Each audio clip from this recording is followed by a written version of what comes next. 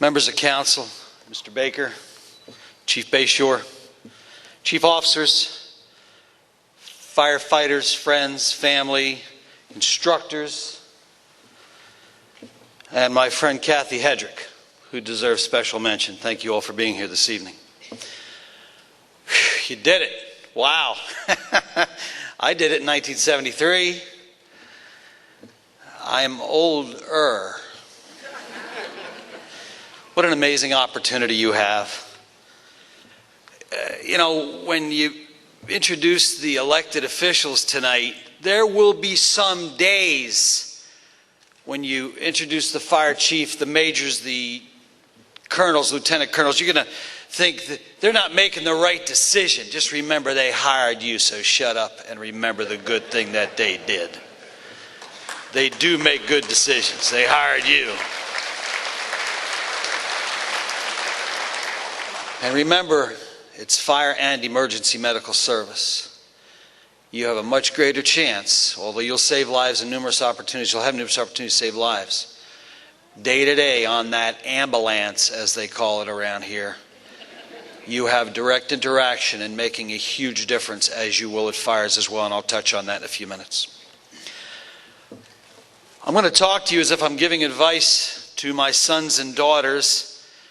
I have my son Brian, who there's no word to describe beyond pride, who is amongst your ranks as a recruit graduate. I also have two other daughters who are school teachers. One's a first grade school teacher. The other is a special education teacher focused on autistic kids, and she teaches in the poorest of the poor communities of Cincinnati. I couldn't be more proud of my kids. I have two stepkids, one who just started college, and I have another stepchild who's in the 20-year bachelor degree program at The Ohio State University. He's getting there. Patience. I want to talk to you about people who count on you. There's several groups of people who count on you, and I'm talking to the recruits. So pay attention to me, and God help you if you have an iPhone or a BlackBerry right now, because I will point it out to your instructors, and they'll do what they want. The citizens, your number one group are citizens of your customer group. They may not look like you. They may not smell like you. They may not live like you or act like you, but they count on you. When they call 911, whether it's the worst emergency you've experienced or what may seem like just not a big deal to you, and again, I'm talking to you as I have my own son tonight, those people are counting on you. You're it. You represent the elected officials. You represent the fire chief. Don't ever lose touch with that. You may be all they have. They're somebody's mom. They're somebody's child. Somebody loves them or did at one time. Now it's your chance to make that difference. We'll see how you do. The second group of your customers are your peers. This job is not about you. This job is about we. You are as strong as your weakest link, whether you're on a company or an ambulance crew, medic unit. You're as good as your partner, and you're as good as your partner can count on you. We can't afford any weak links, not in this business. Remember, when somebody dials 911, it's their worst day.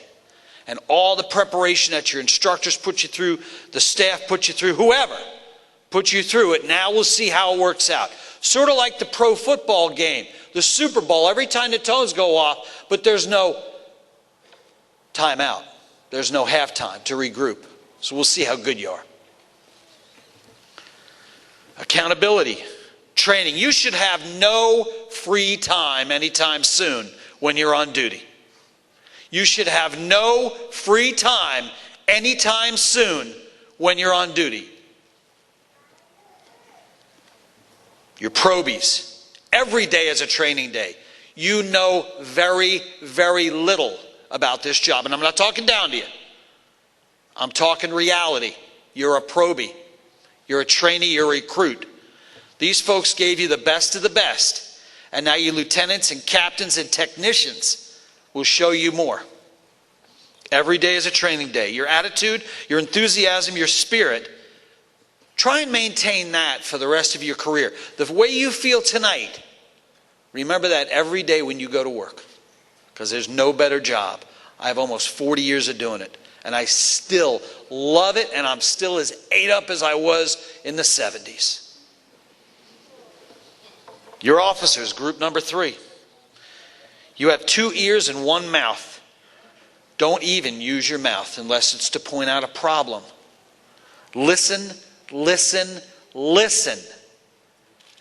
You are in fire stations where people have been there and done that. They've seen the worst. They've seen people in their last breath, and some of them have been able to turn them around. We'll see how you do.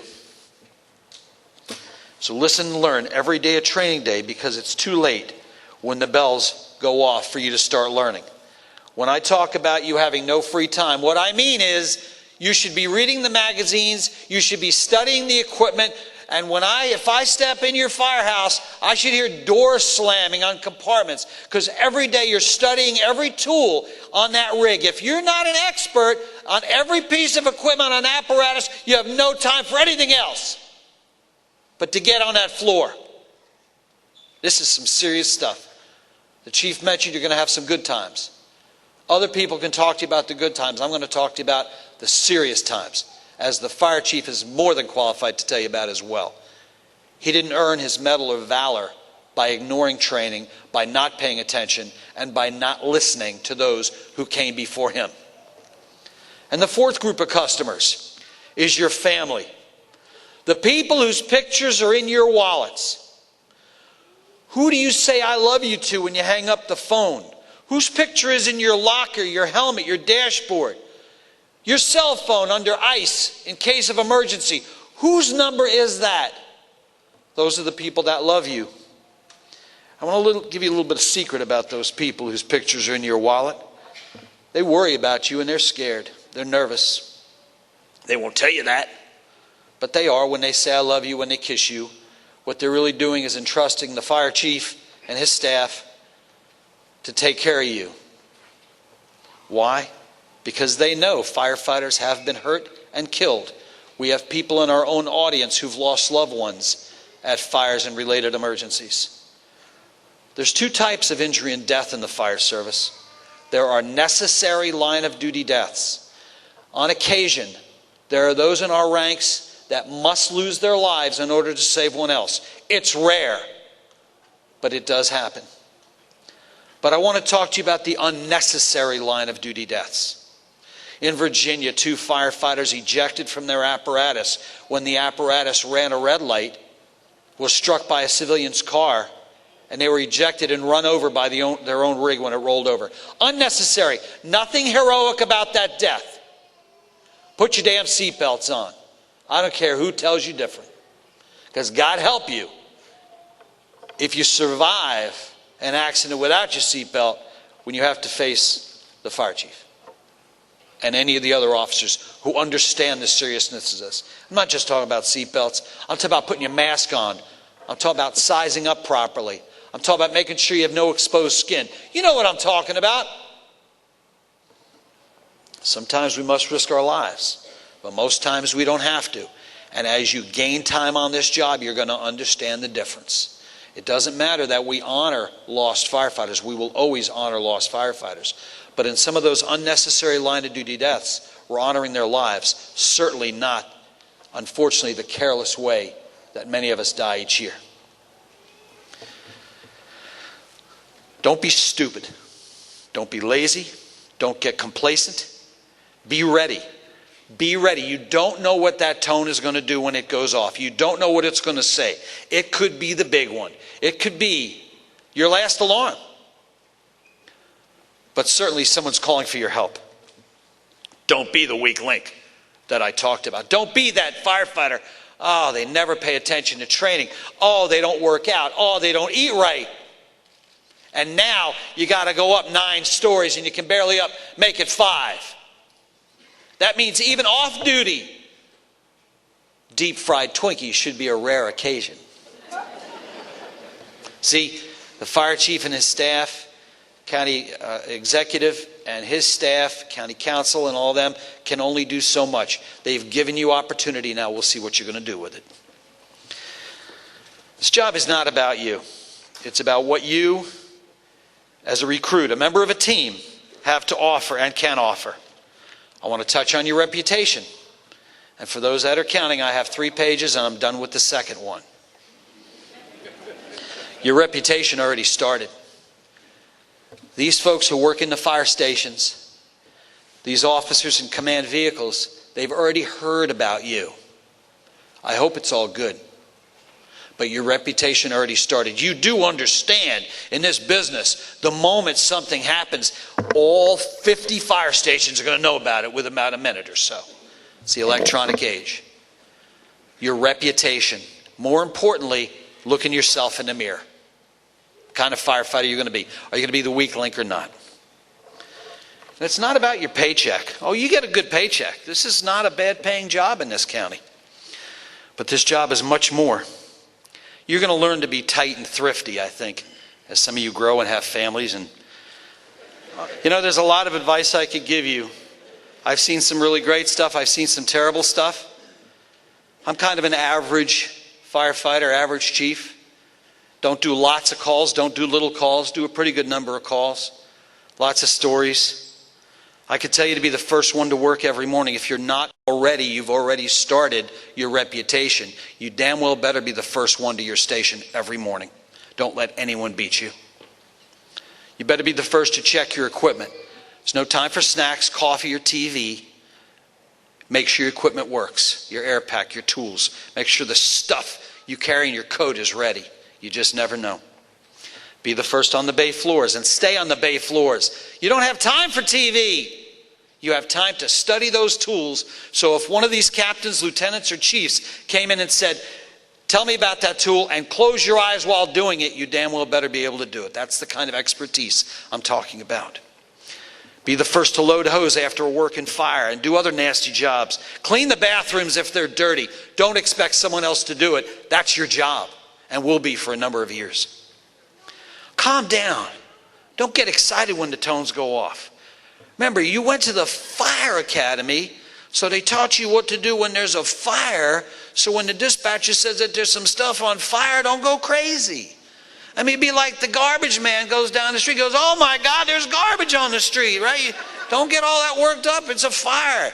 I mean, if the public sees you going crazy, like what you didn't work out, try 912, right? There is no 912. 911, so you're it. You're the bottom line. People are counting on you. Stay with your company officer. Stay with your company officer. Stay with your company officer. Do not freelance. Stay with your company officer. Stay low. Never, ever give up until your officer tells you it's time to back out. People are counting on you. Don't be a 622. Do you know what a 622 is? A 622 is a firefighter with 6 months on the job, but acts like they got 22 years experience. You don't. Remember, 2 ears. Earn that reputation by listening, respecting, studying, training. Don't gossip. Shut up. Pay attention. Don't say anything that could hurt someone else. Your mom, your dad, and God is listening. Do the right thing. Pay attention. And don't say anything that's going to hurt anybody else. Brotherhood and sisterhood. Let's see what you do with that. But look, the best advice I can give you is to never forget why you're here. You're here to help people having their worst day. The citizens, your peers, the officers, and your family, they're all counting on you. Don't ever, ever, ever forget what you owe these officers. Make them proud in the field. Don't ever forget what you owe your families who are counting on you to come home every day. God bless you. Thanks for having me today.